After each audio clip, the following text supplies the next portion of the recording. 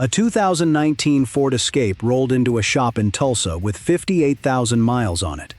The owner thought the engine was dying. Rough idle, misfires, no power under load.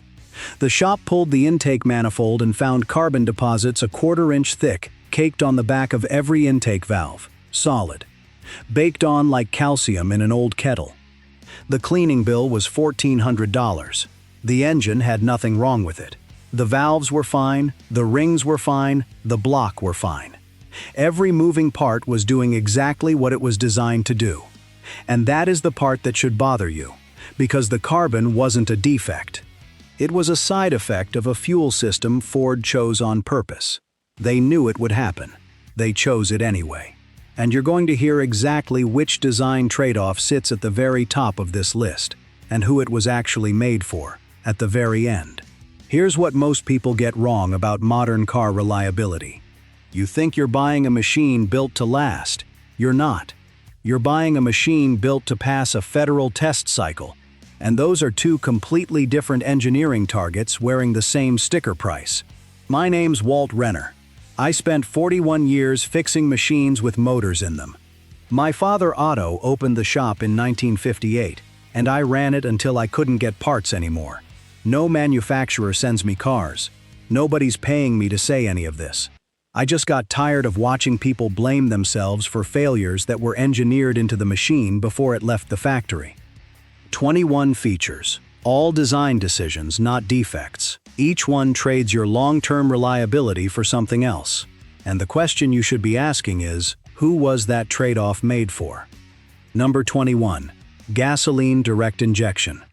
This is the carbon problem from the cold open, and it's on over half the vehicles rolling off assembly lines right now. In a traditional port-injected engine, fuel sprays onto the back of the intake valve on every cycle. That fuel acts like a solvent. It washes carbon deposits off before they can build up.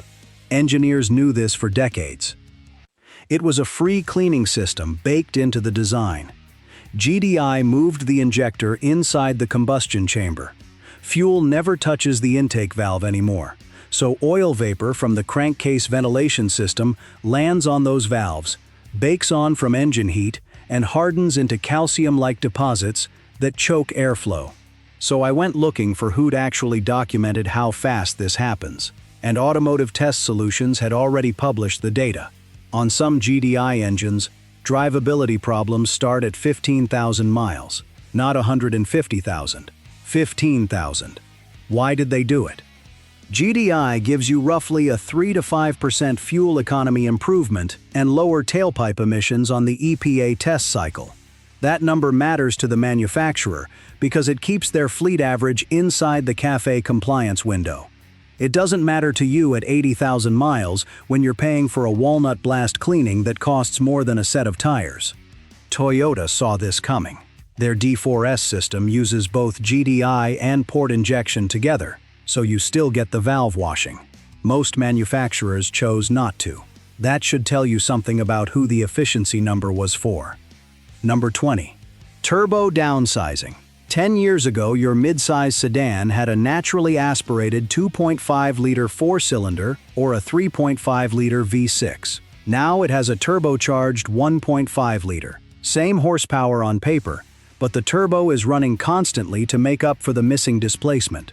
Higher cylinder pressures, higher heat loads, thinner cylinder walls. The turbo itself spins at up to 150,000 RPM and sits in exhaust gas over 1,000 degrees Fahrenheit. That is a wear item. The naturally aspirated engine it replaced was not. Number 19.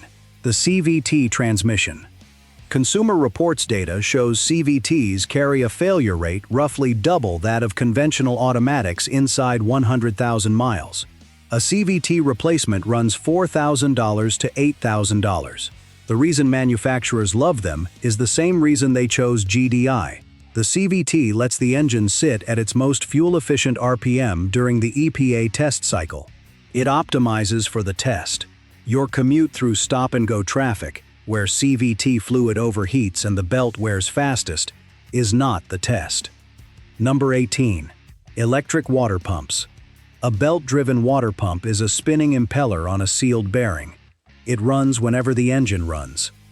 It's been reliable for 80 years. BMW replaced it with an electronically controlled pump, so the computer could vary coolant flow and shave a fraction of parasitic drag off the engine. The problem: the electric pump contains a circuit board and plastic housing sitting in engine heat. BMW specialists recommend proactive replacement around 60,000 to 70,000 miles because these pumps don't leak for weeks as a warning the way a mechanical pump does. They stop instantly, and your engine overheats before the next exit. Number 17. Electronic thermostats. Same story, different part. A wax pellet thermostat costs $8 and fails slowly.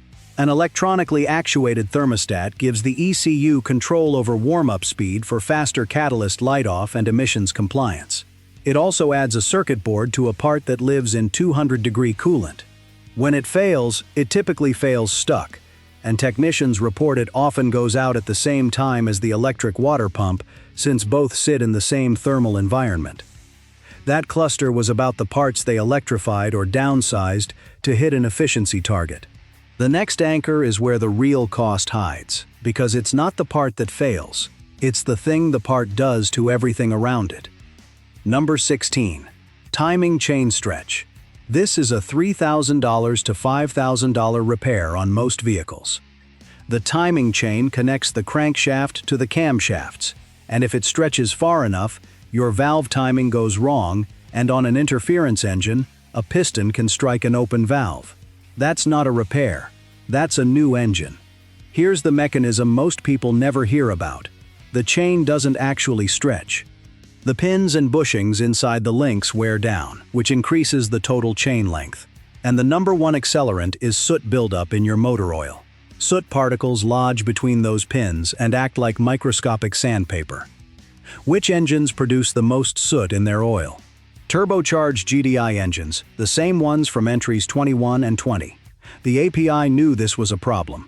They developed a specific lab test, the Sequence X, run on a Ford 2.0-liter EcoBoost, to measure whether an oil can resist timing chain elongation.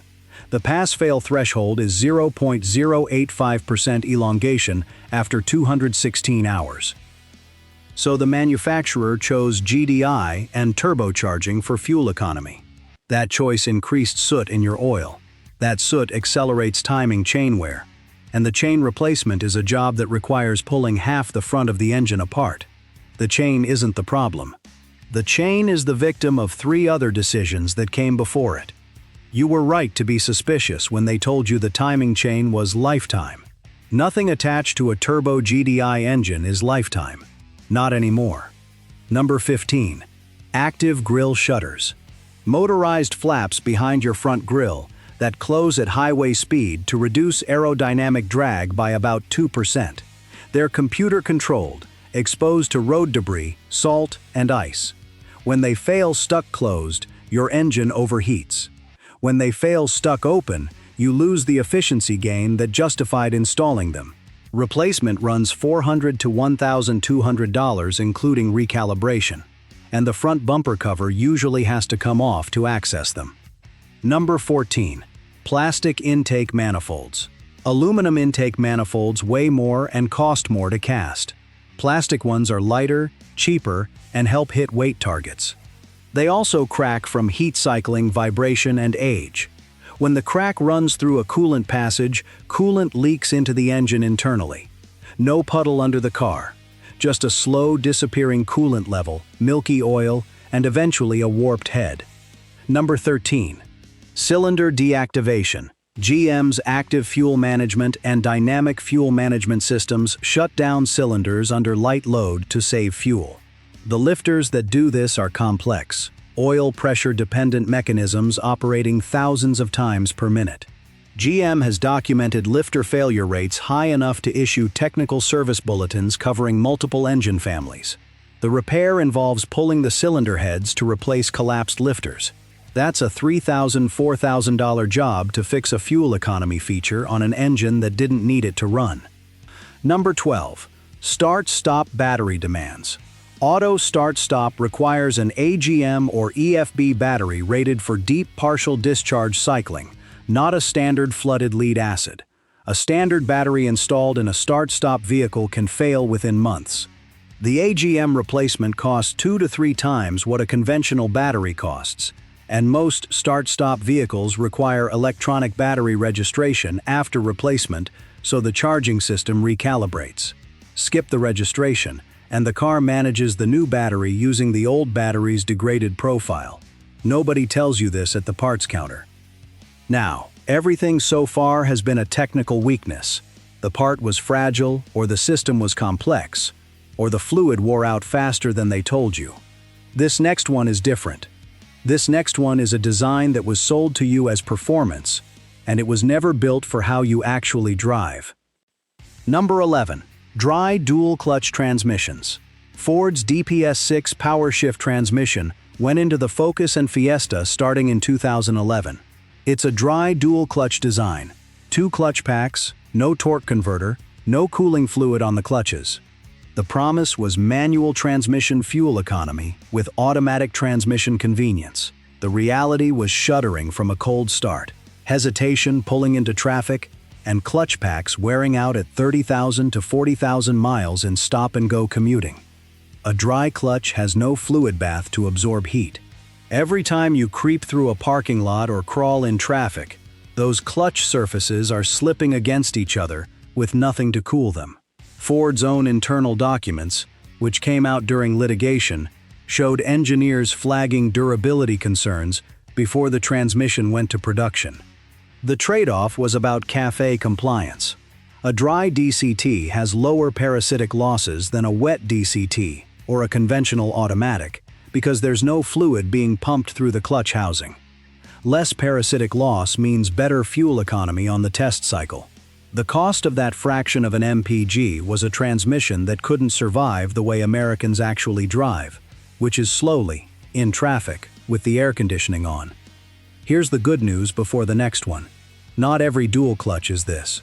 Wet clutch DCTs from VW, Porsche, and others run their clutch packs in oil and hold up far better. The mechanism matters more than the label. Number 10. Integrated exhaust manifolds. The exhaust manifold used to be a separate cast iron piece bolted to the cylinder head. Now many manufacturers cast it directly into the head. It saves weight, reduces emissions by warming the catalytic converter faster, and improves turbo response. It also routes exhaust heat directly through your cylinder head's cooling jacket, adding thermal load to the cooling system. Ford's own patent on the design acknowledges this. And if the integrated manifold cracks, you're not replacing a $300 manifold, you're replacing the entire cylinder head. Number 9. Sealed, lifetime transmission fluid. Several manufacturers now sell automatic transmissions as sealed units, with no dipstick and lifetime fluid. Every independent transmission specialist I've found says the same thing. There is no lifetime fluid. The fluid breaks down, the friction modifiers deplete, and debris accumulates. Technicians who service these transmissions routinely find dark, burnt fluid at 80,000 miles. The sealed design doesn't mean the fluid doesn't need changing. It means the manufacturer doesn't want you to be the one changing it. Number 8. Electronic parking brakes. A cable-actuated parking brake is a lever connected to a cable connected to the rear brakes. A child can understand it. An electronic parking brake uses a motor and gear assembly mounted on each rear caliper, controlled by the body computer. A basic rear brake job on a vehicle with electronic parking brakes now requires a factory-level scan tool to retract the caliper pistons, because the motor has to be commanded to release. Many independent shops don't have the software. The brake pad replacement itself hasn't changed. The access has. Number 7. Gasoline particulate filters. Diesel particulate filters have existed for years.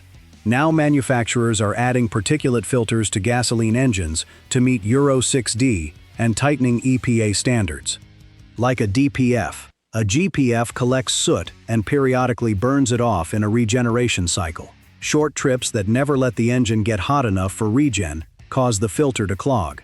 A clogged GPF triggers limp mode. Replacement cost starts around $1,000 and can exceed $2,500 on some platforms. Here's the part that should bother you.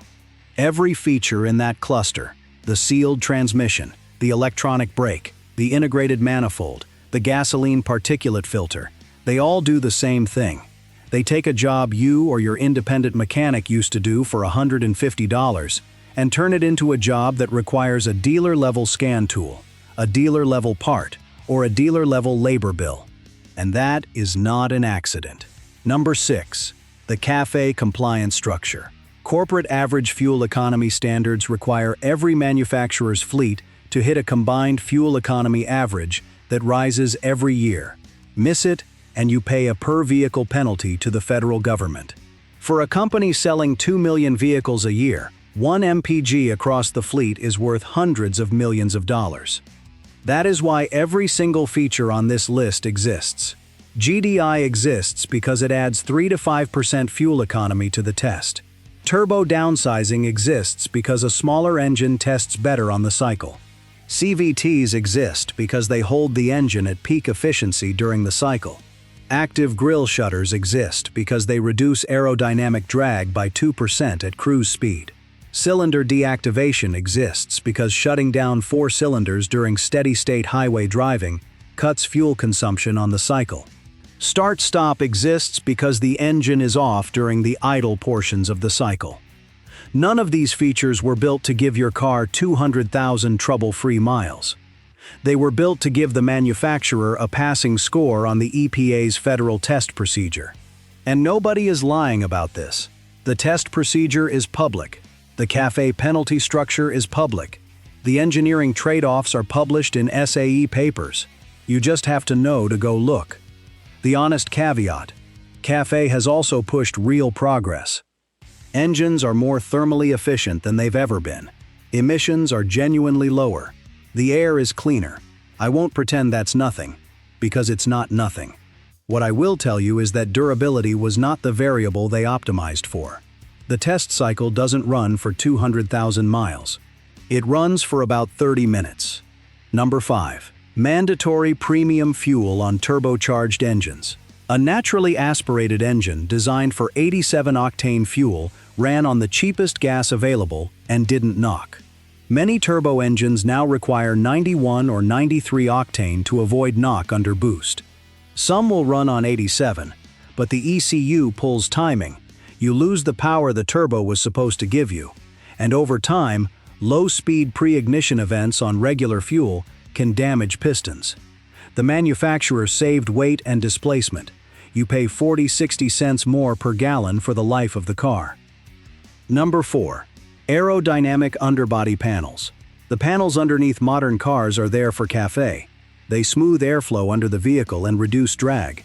They also cover the oil drain plug, the oil filter, the transmission pan, and sometimes the serpentine belt. A simple oil change at an independent shop now starts with removing a dozen plastic clips and wrestling off a panel that wasn't designed to come off and go back on 60 times. The clips break. The panel cracks. Your mechanic charges more because the access takes longer, and that's before a single wrench touches the engine. Number 3. Connected car diagnostics and OBD lockouts. Your OBD2 port used to talk to any scan tool. Increasingly, manufacturers are encrypting or restricting access to advanced diagnostic functions through proprietary software and paywalled subscriptions. Stellantis, BMW, and others now require paid dealer-level access to perform resets, module programming, and calibrations that used to be accessible with a $200 scan tool. The effect is the same as the sealed transmission and the electronic parking brake. The job hasn't changed, but your ability to do it has been removed. Number 2. Aluminum body panels and structural components. Aluminum saves weight, and weight reduction improves fuel economy, handling, and performance. It also requires entirely different repair equipment. Steel body shops can't weld aluminum without contamination. A fender replacement on a Ford F-150 with an aluminum bed costs significantly more than the steel version because the panel, the rivets, the adhesive, and the labor are all specialized. Insurance premiums reflect this. Body repair costs reflect this. The weight savings was measured in the test. Your repair bill was not. Everything from 21 to 2 has been about a specific part, a specific system, a specific component. Number 1 is about the decision that sits underneath every single one of them. Number 1, the 30-minute test. The EPA's federal test procedure, the one that determines your car's fuel economy rating and emissions certification, runs for about 31 minutes. It covers 11.04 miles at an average speed of 21.2 miles per hour. It includes some urban driving, some highway driving, and some cold start operation. Every design decision on this list was validated against that window. The GDI was measured for fuel savings over 11 miles, not carbon deposits over 100,000 miles. The turbo was measured for power output during a half-hour cycle, not soot in the oil over 60,000 miles. The CVT was measured for efficiency at steady RPM, not belt survival through 150,000 miles of Houston traffic. And here's the part I keep coming back to, friend. None of these are defects. Every one of them works exactly as designed. The question was never, will it last? The question was, will it pass? Those are different questions, and nobody in the transaction, not the dealer, not the manufacturer, not the EPA, is required to tell you which question was asked. Otto had a rule for this. He'd hold up a part and say, the man who made this wasn't thinking about the man who'd fix it. He was right, but it's worse now. The engineers behind these systems weren't thinking about 200,000 miles. They were thinking about 11.04 miles at 21.2 miles per hour, because that is the test their company is graded on, and that is the test that determines whether they write a check to the government or keep it. It was legal, it was rational, and it was made for the test cycle, not for you. Before you buy your next car, run 2 questions past every feature on the window sticker. First, is this feature here because it makes the car last longer or because it made the car test better? Second, when this feature breaks, who can fix it, and what does it cost? If you can't answer both, you don't have enough information to spend the money. That's question 1 and question 2 of the bench test, and it works on everything with a price tag. Tell me in the comments, what feature on your car has already cost you more to fix than you expected? I want the year, the make, and the part. I'm reading every one. Next time, the 5 manufacturer warranty exclusions that void your coverage before you've paid off the loan, and the 1 clause almost nobody reads until after the claim gets denied.